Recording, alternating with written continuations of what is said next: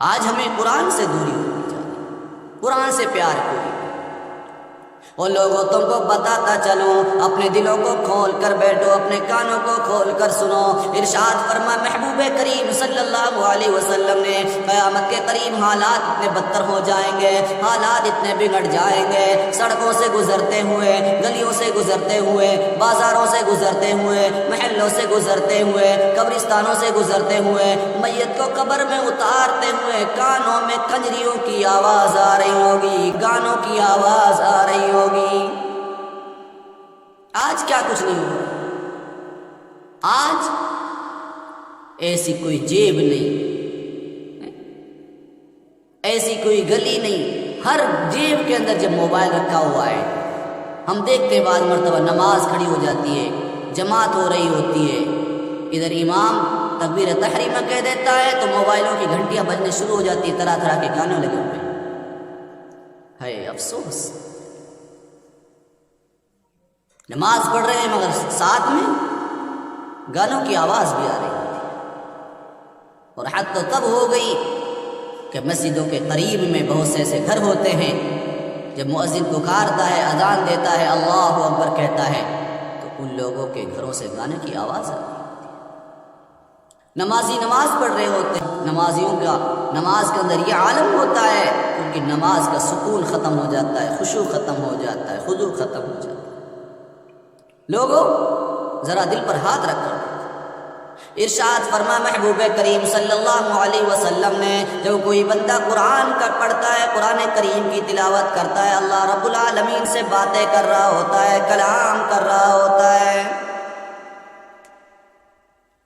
ارشاد فرما محبوب کریم صلی اللہ علیہ وسلم نے، قیامت کے دن جو آدمی قیامت کے دن حشر کے میدان میں پہنچ جائے گا، جہاں ماں باپ کام نہیں آئیں گے، دوست کام نہیں آئیں گے، عزیز و اقربا کام نہیں آئیں گے، ملنے والے کام نہیں آئیں گے، بیگم کام نہیں آئے گی، بیٹی کام نہیں آئے گی، بیٹا کام نہیں آئے گا، دوست کام نہیں آئیں گے۔ اس دن بہت سے لوگ ایسے بھی ہوں گے جو خوش و خرم گھوم رہے ہوں گے، مشک و عنبر کے ٹیلوں پر سیر و تفریح کر رہے ہوں گے۔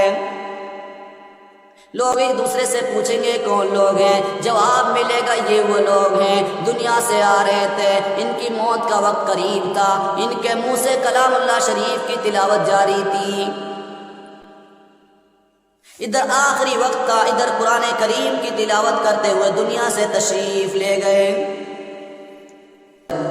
امام احمد ابن حنبل رحمۃ اللہ علیہ کا جب آخری وقت آیا تو رونے لگے، سمجھانے والوں نے سمجھایا اور کہنے لگے آپ تو بڑے اللہ والے ہو، آپ کیوں رو رہے ہو؟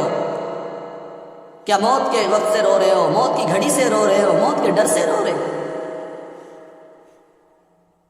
آپ نے فرمایا نہیں۔ پوچھا کیوں رو رہے ہو؟ اپنے کمرے کے کونے کی طرف اشارہ کر دیا، انگلی اٹھا کر پھیر دی، انگلی کر کے کہنے لگے او لوگو تمہیں معلوم ہے مجھے رونا کیوں آ رہا ہے؟ اس کونے کے اندر، اس کمرے کے اس کونے میں نے 12,000 قرآن شریف مکمل کیے ہیں۔ لوگوں آج ہمیں قرآن سے یاری کوئی نہیں، قرآن سے دوستی کوئی نہیں، محبت کوئی نہیں، پیار کوئی نہیں۔ ہاں جب کسی کا انتقال ہو جاتا ہے تب ہمیں قرآن یاد آتا ہے۔ تمہیں معلوم ہونا چاہیے خدا کا قرآن ہے، شرم کرو، حیا کرو۔ فرما محبوب کریم صلی اللہ علیہ وسلم نے، جب کوئی شخص سورہ اخلاص 3 مرتبہ پڑھتا ہے، اپنے جانے والوں کے لیے، اپنے رشتہ داروں کے لیے، اپنے جانے والے لوگوں کے لیے، ماں باپ کے لیے اس کو پڑھ کر بخشتا ہے، فرما مدنی کریم صلی اللہ علیہ وسلم نے، پڑھنے والا 3 مرتبہ پڑھ رہا ہوتا ہے، خالق کائنات اس کی طرف سے ایک قرآن کا ثواب پہنچا دیتا ہے۔ اللہ رب العالمین نے فرمایا بارش میں برساتا ہوں، اس بارش کے ذریعہ سے تم زمین سے کھیتی کرتے ہو، غلہ اگاتے ہو، فصل اگاتے ہو، کھجور اگاتے ہو، انار اگاتے ہو، میوے اگاتے ہو، بتاؤ دینے والا میں ہوں کہ تم ہو؟ مالک کائنات نے اعلان فرما دیا یہ میرا کلام پاکیزہ کلام ہے۔ فرمایا محبوب کریم صلی اللہ علیہ وسلم نے جب کوئی شخص سورہ یاسین کی تلاوت کر رہا ہوتا ہے، سورہ یاسین کی تلاوت کرنے والے نے ایک مرتبہ سورہ یاسین کی تلاوت کی، مگر پڑھنے والے کے لیے 10 بار قرآن کا ثواب